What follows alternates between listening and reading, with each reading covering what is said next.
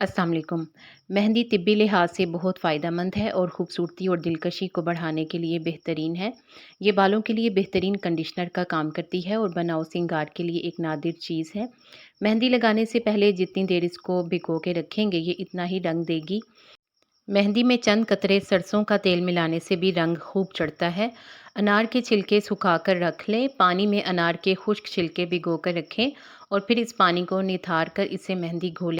बहुत अच्छा रंग निकलेगा। ये रंग हाथों और बालों पर यकसां चढ़ता है। मेहंदी उतारने के बाद हाथों को धोने से पहले अगर सरसों का तेल हाथों पर मल लिया जाए तो हाथों पर गहरा रंग हो जाता है। मेहंदी भिगोने से तकरीबन आधा घंटा नीम गर्म पानी में इमली भिगोकर रखें। फिर अच्छी तरह से इमली को पानी में मिलाकर छान लें और इस पानी में मेहंदी घोलें तो गहरा रंग आएगा। मेहंदी लगाने के तकरीबन 15 मिनट के बाद लीमू और चीनी का शीरा हाथों पर लगा लिया जाए तो मेहंदी खुश्क होने के बाद बुरबुरी होकर नहीं जड़ती और ना ही हाथों पर फैलकर डिज़ाइन को ख़राब करती है, बल्कि मेहंदी के रंग को गहरा और देरपा भी करती है। बालों को धोने से पहले आंवले, रीठे और सिकाकाई पाउडर के एक एक चम्मच में एक पानी की बाल्टी में डालें और 1 चम्मच मेहंदी भी डाल दें। बाल लंबे और चमकदार हो जाएंगे।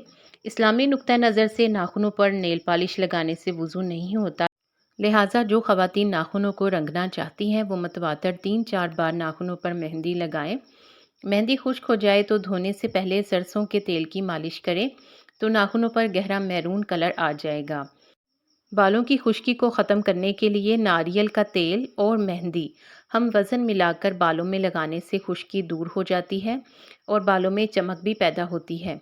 मेहंदी में लीमू के चंद कतरे डालें और एक कंडा भी शामिल कर लें। अच्छी तरह से मिला लें। फिर नारियल का तेल 2 खाने के चम्मच शामिल करें और बालों पर लगाएं। 2 घंटे के बाद बाल अच्छे से शैम्पू के साथ धो लें।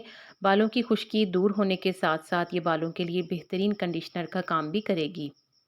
आप इन टिप्स में से कौन-सी अपने लिए इस्तेमाल करेंगी कमेंट में ज़रूर बताइएगा। वीडियो को लाइक कर दें और मज़ीद अच्छी टिप्स के लिए चैनल को सब्सक्राइब कर दें। वीडियो को देखने का शुक्रिया।